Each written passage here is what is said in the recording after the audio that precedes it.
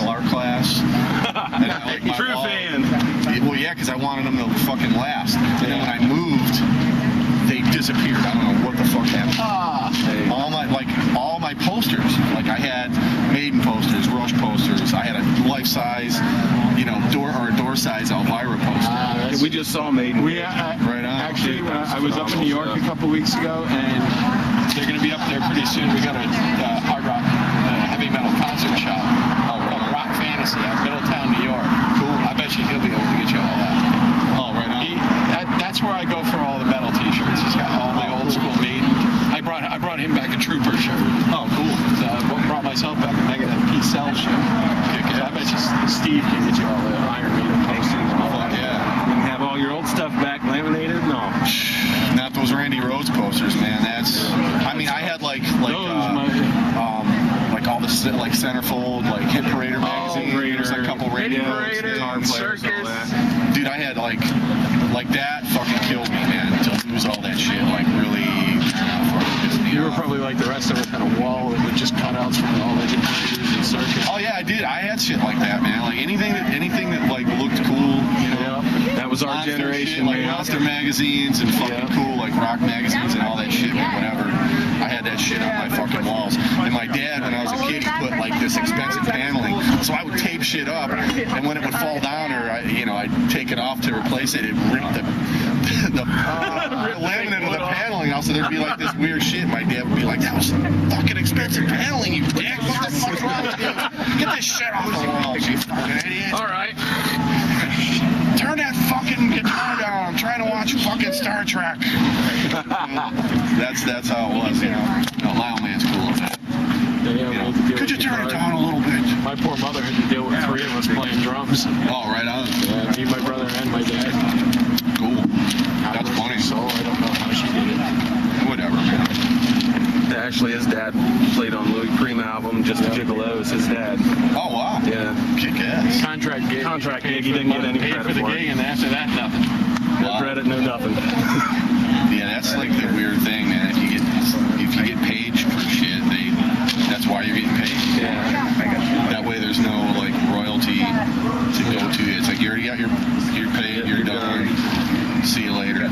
Well, the majority of it back then was you show up in the musicians union Monday morning. All right, so-and-so needs a drummer, so-and-so needs a violin player, so-and-so needs a trumpet player. All right, there's your gigs for the week. Right. That's heavy. That's how it was in the day. Back then. Mushroomhead t-shirts. At the probably. He's probably tearing it down now, but he's probably still. I think I saw him wheeling it all out earlier. Sure. Talk about a Mushroomhead. Yeah, there's a Mushroomhead for it. So anyway, yeah, man, I'll stay in touch with you guys. I'll keep you posted. Keep posted. Keep with us on Facebook. Let us know what you're up to, where you're playing, so we can keep you posted. Right. All of your solo shows, send to us at shows@localizedmusic.net. We'll post all of your shows. Cool. We won't name this project. It will be. I mean, you can if you want to, but I mean, that's the thing. It's like I try not to, but it's just inevitable. Yeah. You know what I mean? It's just the way that it is. And some like hardcore metal fans are not really into this, so I don't want people to judge it based on what I do here. You know what I mean? Absolutely. I totally understand. What? Well, that's the whole reason I went to that other studio. My buddy, he works at Guitar Center, but he also plays guitar for Tim Owens, Judas Priest, Tim Owens. Like all of his solo shit is Dayton boy. My buddy, he's from, no, it's Akron. He's from Akron. Yeah. I know he used to play. Tim Owens is from Akron, and my buddy John is also from Akron, but he moved to Cleveland. He actually lived right next door to our studio. I hooked him up with the house next door. But he works at Guitar Center, does all the Tim Owens shit. He's like a studio maven type dude, badass guitar player. His name's John Capri. Does all that shit, writes all that music for Beyond Fear, which is Tim Owens, like solo project, shit like that. All the gigs they do in South America and all that shit, he does all that stuff. But he's like, dude, come to the studio, we'll fucking work on your guitar tone, see if we can get what you want. Because no matter what I do with, like at the Mushroomhead studio or the studio where we used to record, it was good. I mean, you've heard the records, but it doesn't have that sheer power and violence that I have on that demo. And the guitar is just in your fucking face, dude, and I love it. But it's not like overbearing the mix. You can hear the drums perfect, the bass is powerful. The tone is absolutely in your face, and I love it. When you listen to that, it's like this is what a fucking metal record should sound like. Like I said, we put it on for people, and as soon as the guitar starts, it's right. Because it's fucking pissed. It's right. I did it the way I wanted to do it. I got fucking lucky because you can't just go anywhere and do that. Yeah, that's true. The place I'm doing this new record, because I've been trying to find like a place where I can go get a decent deal, not get raked over the coals, and I want to be happy with it. The guy that works with my string rep at SIT, it's like a 25, 26-year-old kid, has just a little home studio. But this dude gave me some of his demo shit he does. He sings, writes, plays guitar, plays drums, plays bass, does all his own fucking shit at his own studio, so he understands the characteristics of instruments and how they're supposed to sit in a mix. Because what you're doing, when you hear good records, somebody understood what to do with sonic space. Everything has to be EQ'd right, so that those instruments are doing the right thing in the mix. Otherwise, it's just going to sound like a fucking mess. When you have conflicting frequencies doing the same thing, it's just messy and cheap. This dude, I listened to this dude's demo and I was like, holy fucking balls, that sounds kick-ass. Because it has that modern digital thing where it's like this, but it also has like a really good, like, I don't want to say like an old school thing, but it's just raw. Has that warmth to it. Yeah. And that's like we caught all those drum tracks before I left on this tour. Hasn't been what I call digitized. Well, we did. Yeah, I mean, all his drums are raw. Especially with all the digital technology now, like Pro Tools now, it's so easy. Well, that's what I mean. It's like, just because you can fix and make everything perfect doesn't mean that you should. So, like, our approach on this Creatives record is just fucking play it if you can't play it.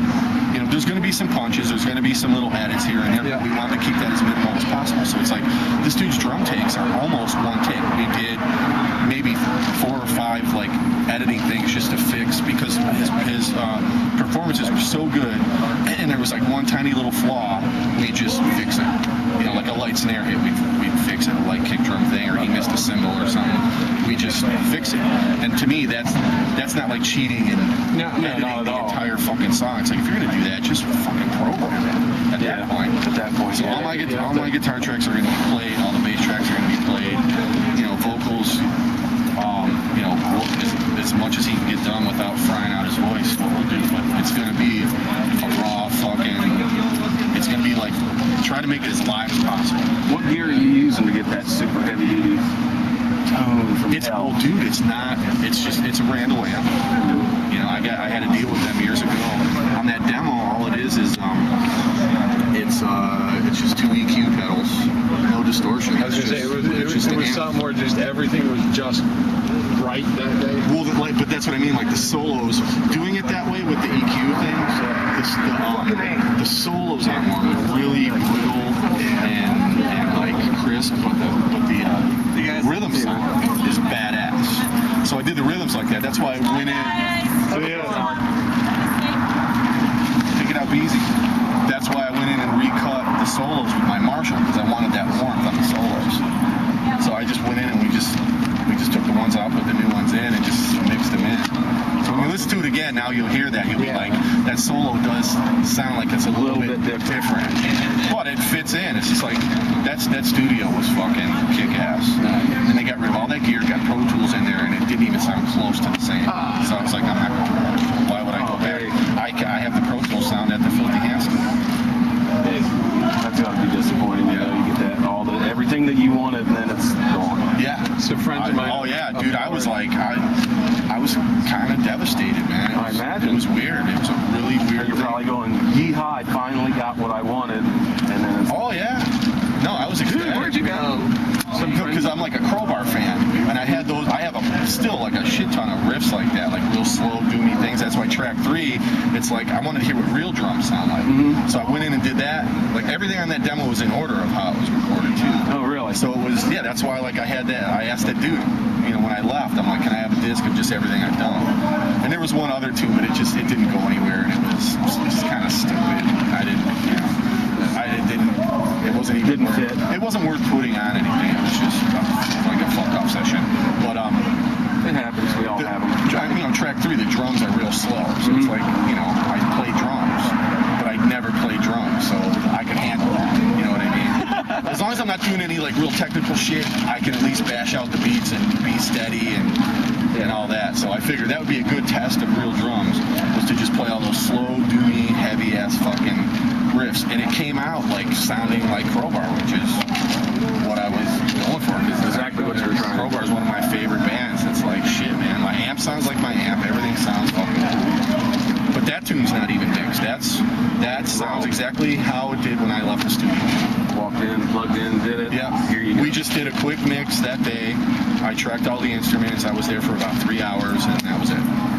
Man, very little time to come out. That was it. Awesome. And 4 and 5 sound so raw because they were in another session and they didn't want to fucking change a bunch of microphones and shit like that. So I just went in, they let me go in and like bash those tunes out real quick, and that's why they sound so raw and shitty. But I just wanted them for reference. Yeah, But sure,